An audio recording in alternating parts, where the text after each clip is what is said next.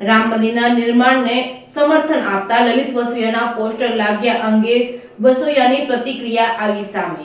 રામ મંદિરના નિર્માણને સમર્થન આપતા લલિત વસોયાના પોસ્ટર લાગ્યા છે અંગે વસોયાની પ્રતિક્રિયા સામે આવી છે। રામ મંદિરનું નિર્માણ સુપ્રીમ કોર્ટના ચુકાદા બાદ કરાયું છે। ભાજપ રામ મંદિરના મુદ્દાઓનો ઉપયોગ આવનારા લોકસભાની ચૂંટણીમાં કરશે। કોંગ્રેસ પાર્ટીએ રામ મંદિરના નામ પર રાજકારણ કરી મત માંગ્યા છે। ભાજપ આવનારા લોકસભાની ચૂંટણીમાં ભાજપ રામ મંદિર મુદ્દે મત માંગશે। લલિત વસોયા કોંગ્રેસે ક્યારે પણ ધર્મ કે જાતના નામ પર રાજનીતિ કરી નથી। રામ મંદિરના તાળા લાગ્યા હતા ત્યારે રાજીવ ગાંધીએ પૂજન કર્યું હતું। ભાજપ આખા મુદ્દાને ડિવાઈડ કરી રહી છે। એક સાચા હિન્દુ ધર્મ તરીકે મેં પોસ્ટર લગાવ્યા છે। રામ મંદિરનો મુદ્દો રાજકીય મુદ્દો નથી। લલિત વસોયાએ જણાવ્યું હતું ભાજપના આ મુદ્દો ઉછાળીને બે કોમ વચ્ચે વય મનસ્વી ફેલાવી રહી છે।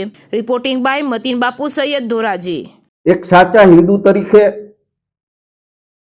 आ देशनी अंदर भगवान रामना मंदिरनी अंदर भगवाननी प्राण प्रतिष्ठा थती होय त्यारे हिंदू तरीके हूँ पण गौरव अनुभवुं छुं अने मैं आ पोस्टरो लगाड्या छे। ભાઈ અગાઉ એવું કહી રહ્યા છે કે કોંગ્રેસે રામ મંદિર ને જે પ્રતિષ્ઠાનો હતો એ રોકાવા માટેનો પ્રયાસ કોંગ્રેસે કર્યો હતો ભૂતકાળમાં। राम मंदिरनो मुद्दो ए राजकीय मुद्दो नथी परंतु भारतीय जनता पार्टी आ देशनी अंदर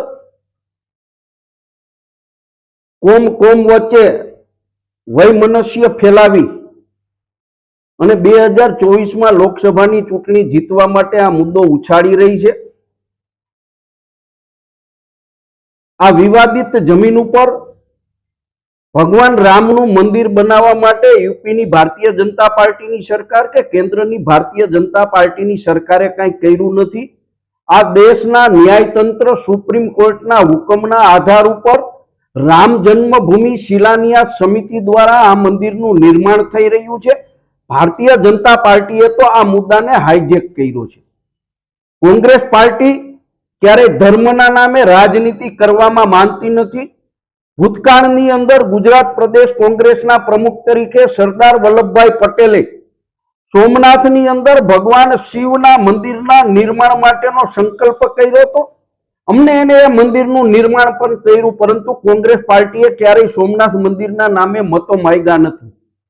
राम जन्मभूमि ऊपर भगवान रामलालाना मंदिर ने ज्यारे ताळा हता त्यारे आ देशना वडाप्रधान राजीव गांधीजीए त्या भगवान रामनी पूजा करी अने मंदिर ने खुल्लू मूक्युं हतुं। भारतीय जनता पार्टी आ मुद्दाने हाईजेक करी रही छे। एक साचा हिंदू तरीके अत्यारे गुजरातनी अंदर अने आ देशनी अंदर बनावटीनी बोलबाला छे। बनावटी टोल नाकू पकड़ाय, बनावटी सरकारी ऑफिस पकड़ाय, बनावटी सीएमओ पीएमओ ना अधिकारीओ पकड़ाय, एवी रीते बनावटी हिंदुओ बनी अने हिंदुओने गुमराह करवानुं काम करी रह्या छे। त्यारे साचा हिंदू तरीके भगवान रामनी प्राण प्रतिष्ठा महोत्सवने आवकारता बेनरो में लगाड्या छे। લલિતભાઈ શું કહેશો? એક તમ કહી રહ્યા છો કે કોંગ્રેસ ક્યારે રાજકીય મુદ્દે મત માંગતી, આ ધર્મના નામે મત માંગતી નથી, તો ભાજપ શું આ મુદ્દે મત માંગશે આવનાર લોકસભામાં? 100% આ મુદ્દો સમગ્ર દેશના હિન્દુઓને સ્પર્શતો મુદ્દો છે। ભારતીય જનતા પાર્ટી પોતે આ મંદિરનું નિર્માણ કરતી હોય એવું વાતાવરણ ઊભું કરી અને ધર્મના નામે 2024ની લોકસભાની ચૂંટણી જીતવા માટે પ્રચાર પ્રસાર કરી રહી હોય એવો સ્પષ્ટપણે મારો આક્ષેપ છે। લલિતભાઈ, ભૂતકાળમાં પણ તમે 370ની કલમ હટાવવા મુદ્દે સરકારનું સમર્થન જાહેર કર્યું। 370ની કલમ મુદ્દે પણ મેં જે તે વખતે સોશિયલ મીડિયાની અંદર પોસ્ટ મૂકી હતી। એ પોસ્ટ આજની તારીખમાં પણ બધાએ જોઈ લેવાની છૂટ છે। એમાં જે આર્ટિકલ આવે છે એ તમામ આર્ટિકલનો ઉલ્લેખ કરીને મેં કહ્યું હતું કે કેન્દ્ર સરકાર જો આ તમામ આર્ટિકલોનો અંગે નિર્ણય કરી શકતી હોય તો 370ની કલમ હટાવી દેશ માટે ફાયદાકારક છે। મેં સરકારનો ભૂતકાળમાં પણ ક્યારેય સમર્થન નથી કર્યું અને આજે પણ સમર્થન નથી કરતા। લલિતભાઈ, શું કહેશો? રામ મંદિરનો મુદ્દો છે, લોકસભાની ચૂંટણીમાં ભાજપ માટે કેવો પરવડ્યો?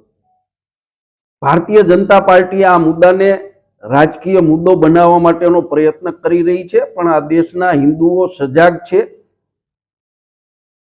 અને સમજી વિચારી અને પોતાના ભવિષ્યનો નિર્ણય કરીને મતદાન કરશે. લલિતભાઈ, તમે જે પોસ્ટર લગાવ્યા છે તે સરકારનું સમર્થન છે કે રામ મંદિર? એ સરકારનું સમર્થન નથી. એક હિન્દુ તરીકે મેં મારી ભાવના વ્યક્ત કરી છે અને સ્પષ્ટતા કરું કે કોંગ્રેસ પાર્ટી ભૂતકાળમાં પણ ક્યારેય રામ મંદિરના નિર્માણના વિરોધમાં નહોતી અને આજે પણ નથી. કોંગ્રેસ પાર્ટીના વડાઓ આ કાર્ય રામ જન્મભૂમિ ઉપર જે પ્રાણ પ્રતિષ્ઠા મહોત્સવ છે કાર્યક્રમની અંદર કોંગ્રેસના દિગ્ગજ નેતાઓ જેમને આમંત્રણ મળ્યા છે એ પણ હાજરી આપવાના છે. લલિતભાઈ, આજે જે તમે વાત કરો ચૂંટણી આવે છે ને આ મુદ્દો ચકાવો તો આ રાજકારણમાં તમે પણ આ બેઠક એકદમ હાથ જોતા એવું લાગતું તમને?